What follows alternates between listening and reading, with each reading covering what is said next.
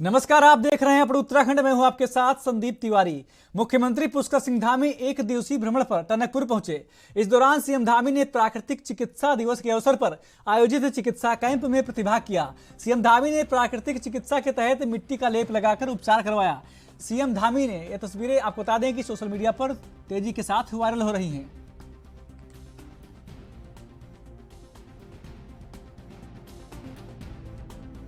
सबसे पहले तो आज प्राकृतिक चिकित्सा दिवस है। मैं प्राकृतिक चिकित्सा दिवस की सबको बधाई देता हूँ, बहुत शुभकामनाएं देता हूँ। और यहाँ पर डॉक्टर नवदीप जोशी जी द्वारा तमाम प्रकार से प्राकृतिक चिकित्सा को बढ़ाने के लिए, योग के क्षेत्र को बढ़ाने के लिए लगातार काम हो रहा है। और यहाँ आज मड थेरेपी उनके द्वारा लगातार कराई जाती है। तो निश्चित रूप से हमारे बचपन की भी हमको याद दिलाती है, और जो हमारे ऋषियों ने, मुनियों ने जो हमारी जीवन पद्धति के साथ चलने वाली पद्धति है, यह पद्धति अपनाई है। और पिछले दिनों जब कोरोना महामारी आई थी, उन दिनों में हमें इन सब पद्धतियों को भली भांति परिचय करवाया कि किस प्रकार से उपयोगी है, किस प्रकार से स्वास्थ्यवर्धक है, किस प्रकार से स्वस्थ रहा जा सकता है। यह पद्धति उसके लिए सबसे बेस्ट है। उधम सिंह नगर के किच्छा में ईंट रॉक कंपनी के खिलाफ लंबे समय से चल रहे आंदोलन के समर्थन में महापंचायत शुरू हो गई है। वहीं ईंट रॉक कर्मचारियों द्वारा अपनी मांगों को लेकर पिछले करीब 15 महीने से कंपनी गेट पर आंदोलन किया जा रहा है। वहीं संयुक्त किसान मोर्चा के राष्ट्रीय प्रवक्ता राकेश टिकैत ने करीब एक माह पूर्व कंपनी गेट पर एक दिवसीय महापंचायत का आयोजन करते हुए 18 नवंबर से महापंचायत शुरू करने की घोषणा की थी। पूर्व घोषित कार्यक्रम के तहत आज किच्छा में मजदूरों और किसानों की महापंचायत शुरू हो गई है। आपको बता दें कि संयुक्त किसान मोर्चा के आह्वान पर सैकड़ों कर्मचारियों एवं किसानों द्वारा महापंचायत में हिस्सा लिया गया। आंदोलन कर रहे किसानों एवं कर्मचारियों ने कंपनी के खिलाफ आर पार की लड़ाई लड़ने का ऐलान किया है।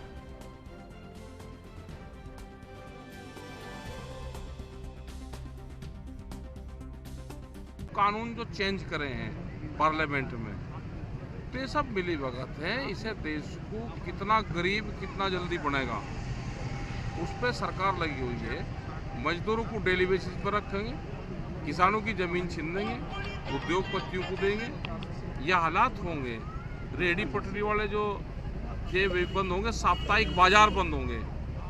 तो कोई देश का राजा चाहता है कि भाई यहाँ पे विकास हो, मेरी जनता पे भी धन धान्य पैसे हों। यहाँ का राजा ऐसा है, वो चाहे कि जनता जितनी गरीब होगी उतनी ठीक रहेगी। अनाज हम देते रहे, ये अपना वोट देते रहे, और पूरी दुनिया में भारत को लोकतंत्र बताते रहे। उस तरफ जा तो नहीं रहा मामला। आप हालात देखोगे, 500 दिन लोगों को आंदोलन करते हो जाते हैं। इनका कैसे इनकी रोजी रोटी चल रही होगी? महंगाई कहाँ पर जा रही? ये तो मिलिट्री को भी जब अग्निवीर बना रहे 4 साल के लिए, सरकार भी नौकरी दे रही 4 साल की कर रही, तो वही पॉलिसी है इन पर लागू कर रहे हो। ठीक है, अभी देखते हैं क्या होगा, हमें कोई जानकारी अभी। जनता का क्या फर्ज है सर? जनता को क्या करना चाहिए इसमें? आपने जो समस्याएं बताई हैं सारी सरकार जो कर रही है, लेकिन जनता को क्या स्टैंड लेना चाहिए? जनता जागरूक होगी। अभी तो जनता भाई मंदिर मस्जिद में लग रही है, अभी कहाँ है? अभी तो देश में नया मोदी भगवान दिख रहा, अभी नहीं। अभी और आओगा नीचे मामला, जब जनता जागेगी। वैचारिक क्रांति जब तक नहीं आएगी, वैचारिक क्रांति परिवर्तन जाती है। ठीक है, तब क्या लग रहा है वैचारिक कि क्रांति आएगी तो परिवर्तन जाएगी। अभी मामला चलेगा, टाइम लगेगा। अभी जैसे आप कह रहे थे कि रोटी को तिजोरी में रखने जा रहे हैं, रखेंगे। ये और गरीब होगा, अभी मिल रहा ना, अभी मिल रहा है। अभी जिस दिन बिना धान के पुराली पैदा होना शुरू हो जाएगा, पुराली के धान। अभी तो इनका अत्याचार चल रहा है कि किसान को इतना तंग कर दो कि अपनी खेती बाड़ी छोड़ दे। पुराली जला नहीं सकता, धान ये खरीद देंगे 800 और 1000 रुपये में, और महंगे रेट में फिर पब्लिक को बेचेंगे। पुराली जलाओगा तो किसान पे शिकंजा। रणनीति काहे की है? हमें अपनी सरकार के ऊपर बहुत ही आशाएं हैं, लेकिन हमारी सरकार जो है गरीब मजदूरों का और किसानों का साथ नहीं दे रही। जो कि ये मजदूर आज 415 दिन से यहाँ गेट पर बैठे हुए हैं, और ये इन्होंने सरकार से, कंपनी के जो प्रबंधक हैं उनसे बहुत गुहार लगाई। हमने भी साथ मिलकर 1-2 बार मीटिंग करवाई, लेकिन इस कंपनी के अड़ियल रवैये से हमने देखा कि ये सारा जो कुछ भी हो रहा है इस कंपनी के अड़ियल रवैये से हो रहा है। क्योंकि एक दिन ये बहुत परेशान थे और हमने कहा कि तुम ये मांगे छोड़ो और यार नौकरी करो, बाल बच्चेदार हो, थोड़ी थोड़ी नौकरी है तुम्हारी, क्यों भूखे परेशान हो। कहते जी आप जो करो हमें मंजूर है। हम एसडीएम साहब के पास गए और इनकी बात इनके जो प्रबंधक हैं उनको बुलाया गया और कहा कि एक दो जो जरूरी हैं वो शर्तें इनकी मान ली जाएँ और इनको काम पर रखा जाए। और वो कहने लगे कुछ हमारे ऊपर केस कर रखा है हमने, जिनका कोर्ट में केस है उनको पेंडिंग में कर लो, अगर आप और ये दोनों आपस में राजी हो जाते हो तो वापस हो जाएगा केस और आप इन सबको काम पर ले लो। और अगर आप कोर्ट में ही जाना चाहते हैं तो उनको कोर्ट में ले लो, बाकी से आप एक एक करके उनको काम पर ले लो। तो कहने लगे हम काम पर ले लेते हैं। बात होने के बाद कहने लगे हमें शाम तक का समय दीजिए और शाम को कह दिया नहीं हम यहाँ वाले ले लेंगे। सबसे पहले तो इस देश का दुर्भाग्य है कि कर्मचारी, जैसे किसान 1.5 साल तक बॉर्डरों पे बैठा रहा है, वैसे ही ये कर्मचारी यहाँ पे कितने महीनों से यहाँ पे लगातार बैठे हुए हैं, इनकी कोई सुनवाई नहीं हो रही है। आज माननीय राकेश टिकैत जी यहाँ आ रहे हैं और जो भी रणनीति, जो भी समर्थन, चाहे यहाँ पे लगातार धरना प्रदर्शन करना पड़े, चाहे किसी प्रकार के लिए हमें रोड जाम करनी पड़ी, जो भी राकेश टिकैत जी आदेश देंगे उसी प्रकार इनको समर्थन देंगे और लगातार यहाँ डट कर इनका समर्थन करेंगे। बिल्कुल, ये तो स्पष्ट है कि कर्मचारियों का उत्पीड़न हो ही रहा है। जो फैक्ट्री मालिक हैं, जो प्रबंधक है, वो शासन प्रशासन की, हाई कोर्ट की नहीं मान रहे हैं। वो इनको निकाल के ये साबित करना चाह रहे हैं कि यहाँ पे सस्ती लेबर हमें चाहिए, यहाँ पे जो कर्मचारी हमने रखने हैं वो उनकी मर्जी से ही रखे जाएंगे, वो जैसा वो काम चाहते हैं वैसा करवाया जाएगा। ये चीज़ वो चाहते हैं। बिल्कुल हमारा आंदोलन जारी रहेगा, समर्थन जारी रहेगा जब तक इनका समाधान नहीं होता। देखिए जी, चेतावनी तो हमारे जो सीनियर आगू हैं वो आ रहे हैं, किसान यूनियन के टिकैत साहब पहुँच रहे हैं। जो भी वो उनकी आगे की रणनीति होगी वो तय करेंगे, उसी के आधार पर आगे कार्य किया जाएगा। क्या लग रहा है आपको पूरे मामले में? आपको पूरी जानकारी है कार्यक्रम की? देखिए, अब वो टिकैत साहब के आने के बाद ही पता चलेगा वो क्या रणनीति आगे तैयार करते हैं। इसी तरह आंदोलन जो है वो जारी रहेगा। प्रशासन का रोल जो है वो बहुत ही घटिया और बहुत ही नीच है। इससे ये पता चलता है इन्होंने एक न्यायालय की भी धज्जियाँ उड़ा के रख दी हैं, एक कोर्ट की धज्जियाँ उड़ा के रखी। उसकी जो भी मतलब सुनवाई हुई है उसमें जो मामला है मजदूरों के पक्ष में आया है, लेकिन फिर भी ना मानने को तैयार है। ठीक है जी, ये बहुत बड़ी उत्तराखंड के चंपावत टनकपुर ग्राम के बिचई स्थित नव योग सूर्योदय सेवा समिति द्वारा प्राकृतिक चिकित्सा और नयोग कार्यक्रम का आयोजन किया गया, जिसमें सीएम पुष्कर सिंह धामी ने शिरकत की। आपको बता दें कि इस दौरान धामी ने प्राकृतिक चिकित्सा पद्धति को बढ़ावा देने के लिए मिट्टी का लेप लगाकर मड बाथ का शुभारंभ किया और मुख्यमंत्री पुष्कर सिंह धामी ने अपने शरीर पर मिट्टी का लेप लगाया।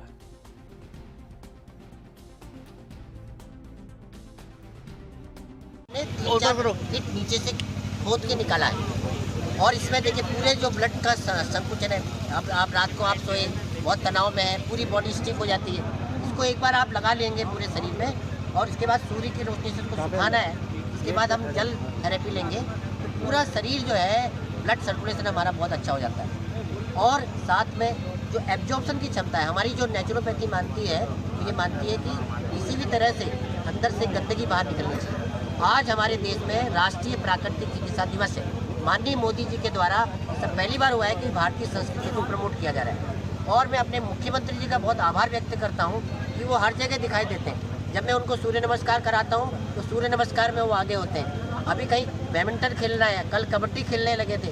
आज यह जो प्रथा है, अगर हम इस परंपरा को, इस संस्कृति को अपनाएंगे तो हमारे हॉस्पिटल बंद हो जाएंगे। बंद होने का मतलब है केवल प्रमुख उसके लिए। अब हम हर चीज़ के लिए, पेट में दर्द है तो हॉस्पिटल जा रहे हैं, कमर में दर्द है तो हॉस्पिटल जा रहे हैं, उसकी आवश्यकता नहीं है। ये जो 5 तत्व है ये हमारे लिए पूर्ण है और उसमें मिट्टी जो है इसका लेप आज किया गया है। और देखिए पूरे देश भर में आज ये प्राकृतिक चिकित्सा दिवस मनाया जा रहा है, लेकिन हमारे प्रदेश में जो उत्तराखंड है वैसे भी वो 5 तत्वों से भरपूर है, क्योंकि यहाँ पे वायु शुद्ध है, मिट्टी शुद्ध है ना, आकाश तत्व जिसको हम उपवास बोलते हैं। और उसके माननीय मुख्यमंत्री जी इस प्राकृतिक चिकित्सा को जो एक प्रमोशन दे रहे हैं, ये बहुत बड़ी बात है।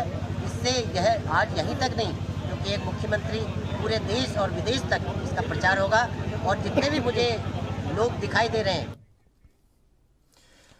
आपको बता दें कि उत्तराखंड विधानसभा में बैकडोर से भर्ती के कारण निकाले गए 238 कर्मचारियों के मामले में विधानसभा अध्यक्ष ने सख्त रुख अपना लिया है उन्होंने साफ कहा है कि अभी तक किसी भी निकाले गए कर्मचारी को दोबारा विधानसभा में नियुक्ति नहीं दी गई है। विधानसभा अपने स्तर पर इस मामले में विधिक राय ले रहा है और अब फैसला किया गया है कि इस मुद्दे को डबल बेंच पर ले जाया जाएगा। विधानसभा अध्यक्ष रितु खंडूरी ने कहा कि भ्रष्टाचार की लड़ाई पूरी ताकत से लड़ी जाएगी और इस मामले में वह पीछे नहीं हटेंगी। साथ ही उन्होंने इशारे में कहा कि जरूरत पड़ी तो इस भ्रष्टाचार के मुद्दे को सुप्रीम कोर्ट तक ले जाया जाएगा।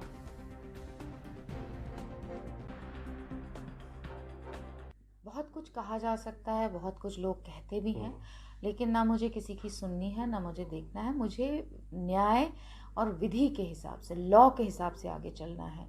कुछ भी कहा जा सकता है, कहने के लिए लोग कह रहे हैं, वो फ्री हैं कहने के लिए, लेकिन मैं बिना किसी राय लिए, बिना विधि को साथ लिए, बिना लॉ को पढ़े आगे बढ़ने में नहीं विश्वास करती हूँ। तो मैंने पूरी राय ली है और उसमें हम मजबूती से कदम बढ़ा रहे हैं। प्रदेश बीजेपी सरकार के मंत्रियों को जिलों में 2 दिवसीय प्रवास के निर्देश दिए हैं। इसकी शुरुआत आज शुक्रवार से कैबिनेट मंत्री गणेश जोशी हरिद्वार से कर रहे हैं। आपको बता दें कि पहले दिन वह जनता की शिकायतें सुनेंगे, दूसरे दिन अधिकारियों के साथ विकास योजनाओं की समीक्षा बैठक करेंगे। वहीं इस प्रवास के दौरान सभी मंत्री बूथ स्तर पर किसी वरिष्ठ कार्यकर्ता के घर दोपहर का भोजन भी करेंगे। प्रदेश मीडिया प्रभारी मनबीर चौहान ने बताया कि प्रदेश अध्यक्ष महेंद्र भट्ट के निर्देश पर पार्टी उपाध्यक्ष कुलदीप कुमार ने एक कार्यक्रम जारी किया।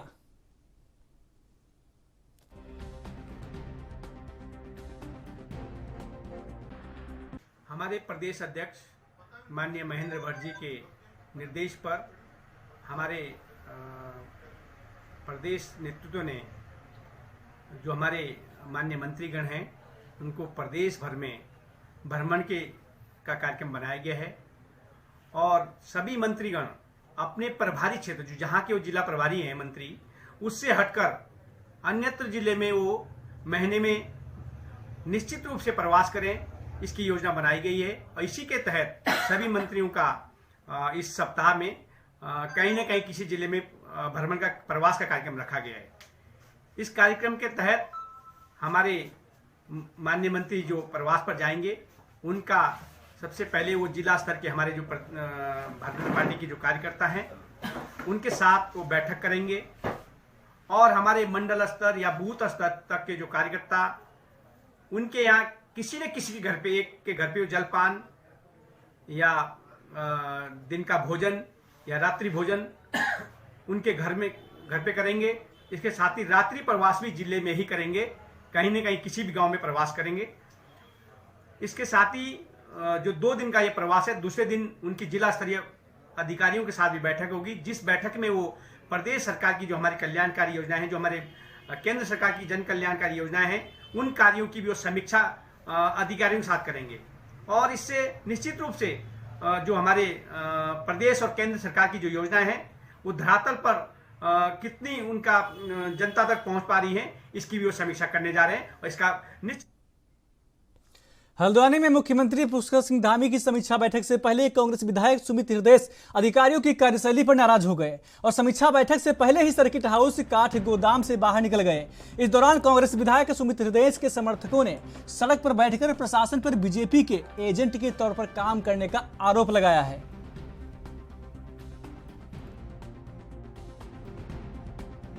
देखिए, मैं पहले अंदर गया था, ये जो अर्बन डेवलपमेंट अथॉरिटी है, ये जो नोडल एजेंसी है, इसने 12 मीटिंग करी। 12 मीटिंग में मुझे नहीं बुलाया, कोई बात नहीं। आज मुख्य नगर अधिकारी का मेरे को आवेदन आया था तो मैं आया। मेरे साथ शहर के सम्मानित 2-3 भाई कांग्रेस के भी तो लोग आएंगे, नहीं आएंगे? ये भाजपा का प्रदेश बन चुका है। वो आए, वहाँ बैठे, वहाँ पे टोकन टाकी कि आप ये यहाँ नहीं बैठ सकते। तो क्या फायदा है फिर? अगर इतना अपमानित करना ही है, क्योंकि कांग्रेस का विधायक है, इतना अपमानित करना ही है, तो मुख्यमंत्री जी आए और करें अपने कार्यक्रम।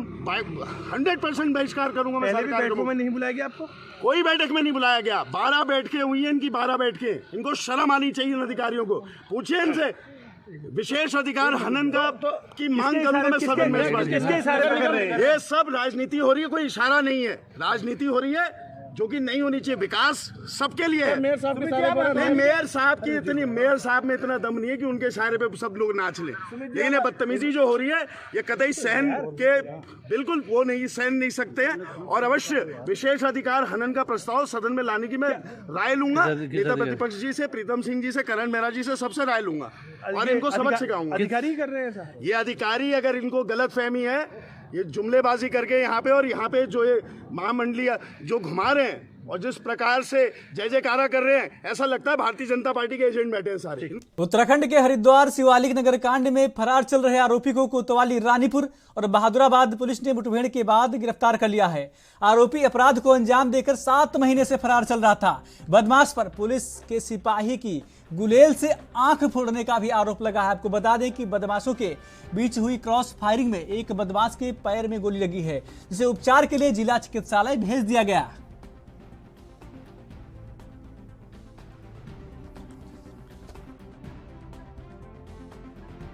हाँ देखिए, प्रातः करीब 8:15 साढ़े 8 के बीच में पथरी रो पुल के पास जो रूटीन में हमारी चेतक पुलिस जो राउंड पर रहती है, उनको 2 संदिग्ध व्यक्ति दिखे थे। तो रूटीन में चेकिंग के लिए जब उनको रोकने का प्रयास किया तो वो जंगल की तरफ और एक रोड की तरफ भागा और जब पीछा किया तो उसमें एक हवाई फायर किया गया, जैसा जानकारी मिली है। इस पर तत्काल जो सूचना दी गई, चूँकि आज शुक्रवार की परेड थी, सभी अधिकारीगण और फोर्स मौजूद थे पास में ही, सभी को तत्काल रवाना किया गया और मौके पर चेकिंग अभियान चलाया गया। करीब 40-45 मिनट बाद एक बदमाश जो पुलिस पर जिसने फायर किया था, उस पर जो है जवाबी फायर में जो है हमारी जो टीमें थी उसमें लगी। इस पर 2 गोली जो है लगना अभी पता चला है, इसमें 2 गोली पैर में लगी है। जानकारी करने पता चला है कि 6 माहपुर रानीपुर क्षेत्र में एक घटना हुई थी जिसमें गैंग के सदस्यों द्वारा वारदात करने आए थे और एक सिपाही को भी जो है इसमें इंजर्ड किया गया था, उसकी आंख फूट गई थी। और जानकारी में पूरी अभी पता चला है कि उसका नाम देवराज है, जो अभी इंजर्ड हुआ है। और इसके जो एक साथी है जो अभी फरार है, इसके संबंध में भी इससे पूछताछ करके जानकारी की गई, चूँकि अभी प्राथमिक इलाज चल रहा है। उस जानकारी की दृष्टि दिव्यांगजन संस्थान देहरादून के अनुदान से पिछले 13 सालों से चल रहे दृष्टि दिव्यांगजन छात्रावास में 50 दृष्टिबाधित बच्चों के भविष्य को लेकर चिंताएं बढ़ गई हैं। दरअसल उत्तरकाशी जिले के नौगांव स्थित तुलानाका दृष्टिबाधित बच्चों को स्कूल काफी समय से संचालित है, जिसके भरण पोषण को लेकर अब अनुदान पिछले 2 सालों से नहीं आ पाया है, जिससे खाद्यान्न और जरूरी सामान का दृष्टिबाधित स्कूल पर लाखों का कर्ज हो गया है।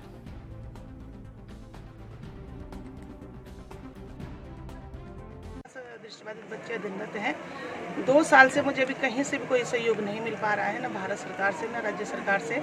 तो मैंने आज उप जिलाधिकारी महोदय बड़कोट को एक ज्ञापन दिया है कि अगर आप मेरी बात को सरकार तक पहुंचाओगे, मेरा सहयोग कराओगे तो ठीक है, नहीं तो मैं 25 तारीख को अपने बच्चों, जितने दृष्टिबाधित बच्चे हैं और उनके पेरेंट्स और जो जितने भी दिव्यांग लोग हैं, सबको लेकर यहाँ धरना प्रदर्शन शुरू कर दूँगी, क्योंकि मेरे पास कुछ और चारा नहीं रहा है। बच्चे भूखे हैं, मेरे पास 2 वक्त भोजन के लिए भी व्यवस्था नहीं हो पा रही है। मैं बहुत लाचारी में अपना समय बिता रही हूँ। तो मेरी यही मांग है कि अगर सरकार शीघ्र अति शीघ्र कहीं से भी मेरे लिए कुछ व्यवस्था करता है, क्योंकि मेरे पे 16 लाख लोगों का कर्जा हो चुका है, देने के लिए मेरे पास 1 रुपये नहीं है। दिव्यांग विद्यालय है, उसमें बच्चे रहते हैं वहाँ। तो आज जो है वहाँ के जो इंचार्ज है उनके द्वारा ज्ञापन प्रस्तुत किया गया। ज्ञापन हम उच्चाधिकारियों को प्रेषित कर रहे हैं और इस स्तर पर जो भी संभव होगा वो प्रयास हम लोग कर रहे हैं। उत्तराखंड के इस खास बुलेटिन में मेरे साथ इतना ही। बाकी देश प्रदेश की तमाम खबरों के लिए देखते रहिए ANB न्यूज। नमस्कार।